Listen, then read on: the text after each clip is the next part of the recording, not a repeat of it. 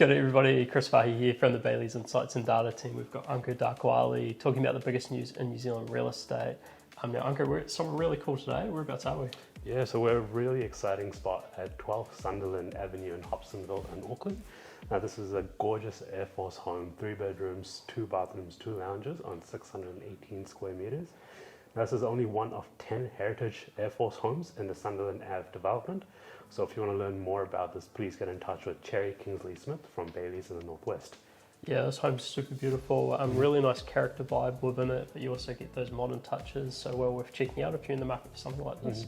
So we've got a good lineup of content this week, Ankur. So we've got the latest RBNZ OCR decision, the latest REINZ housing market statistics, snapshot of recent sales from our South Auckland industrial team, bit of content from our global partner Knight Frank, and of course the property of the week. But first off, Ankur, news from the Reserve Bank on the OCR. Yeah, so the Reserve Bank came back, and as expected by a lot of the commentators, they've held the OCR stable. It's been stable at 5.5% now. The RBNZ have also said that they will need to keep the OCR at the elevated level until inflation has eased. So you can expect that to stay at this level for at least a little while. Yeah, interesting though, because it's in a way good news for the housing market, because there wasn't a sense really in the latest decision that they're looking to increase it at all. So that's positive. And Ankur, when's the next decision due? So next decision again on the 16th of August. So it'll be interesting to see what they do over there and what kind of leading indicators they point out to as well. Yeah. So no, overall, good for the housing market. We had a little bit of a concern that they might do the Australian technique from, I think it was 2 months ago, where they threw in an unforeseen increase in the OCR, but they've stuck away from that so far, so that's overall good. So then next up, the REINZ released their latest housing market statistics for the month of June 2023. Now these were actually a little bit of positivity in the latest results, and the first real positive results in quite a while. So Ankur, what have we got in the latest release? So the latest data from REINZ for June 2023 shows that the market has been reasonably active. Sales are up on year-on-year basis. So in June 2023, we had 5,629 sales across New Zealand, whereas in June 2022, we had 4,912. So the median house price is at $780,000, and this has remained stable or increasing for the past 5 months. But how would that compare to a regional level? Yeah, and so the regional stat's quite interesting. If you get into the house price index, you'll see that across New Zealand it's actually risen over the past month, which is one of the first sort of notable rises in quite a while. This appeared to be driven out of the Auckland region, which also had a rise. And then once you get out of Auckland and into other regions, it was a real mix. So we had some up, some flat, some slightly down. So a real mix of results, and we're expecting that will probably be the case over the coming year as the wave of correction sort of goes through different regions in New Zealand. But yeah, so overall the latest results are quite positive, and they align with the sentiment that we've been seeing through the media, which for the most part has been talking about the market stabilising and starting to recover over the back end of this year.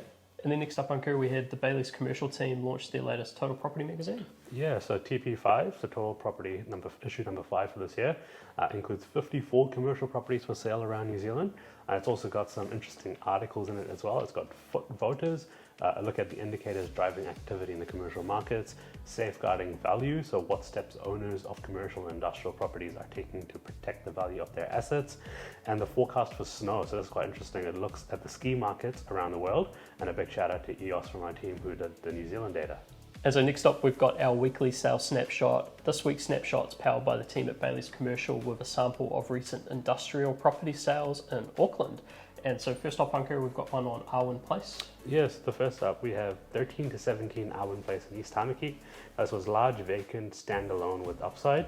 That's 2,987 square meters of floor area on a massive 8,174 square meter site. And this was sold for $9.6 million and sold by Nelson Rains, James Hill, and Tim Bull from Bayleys Commercial. And then next up, we've got 22 Crescent in Wiri in Auckland. So this is prime Wiri industrial with options. Total 6,359 square meters of floor area across warehouse, breezeway, and office.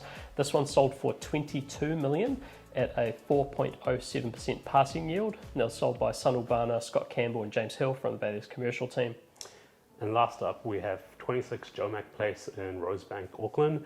Now, this was immaculate industrial with big vendor motivation. This was 3,038 square meters of floor area on a 7,742 square meter site. Purpose built in 2017 and returning $658,000 per annum. So sold for $11.02 million at a 5.9% yield, and was sold by Mark Preston, James Hill, and Stuart White from Bayleys Commercial. Yeah, and a little bonus one as well. So piece of industrial land. So we've got lot 17 at Drury South Crossing in Drury, calling all developers and owner occupiers. A nice little tagline there. 15,048 square metre freehold site, fully serviced, business light industry zoning, sold for $7.5 million or $498 per square metre, sold by Tony Chowdhury, Tom Davison and Scott Campbell from Bayleys Commercial. It's a good little collection of sales there. And then next up, going offshore, our global partner Knight Frank released their latest Singapore Prime Residential Report for H1 2023. So what do we know on this, Ankur?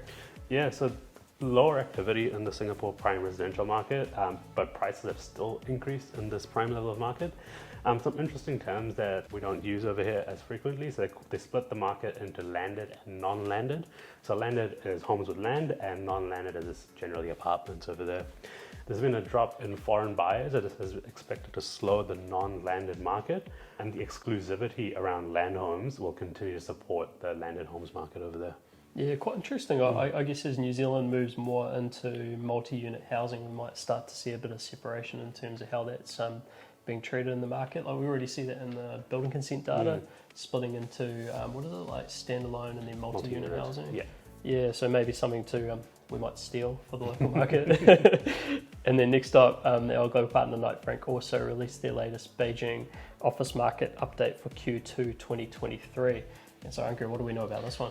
Yeah, so this report mainly focuses on grade A level buildings, and what they've noticed is slower leasing as companies cut costs. So this is quite interesting. Vacancies are slightly up over there, rents are slightly down due to the lower demand, but on the investment side, they've noticed that the domestic corporate buyers are more active. Yeah, quite an interesting market. Obviously, the scale of that market's pretty impressive as well, particularly in the development space. Yeah, one to watch.